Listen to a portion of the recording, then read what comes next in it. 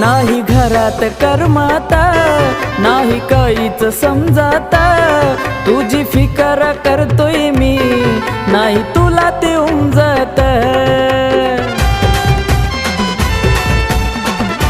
अगं खरं पिल्लू नाही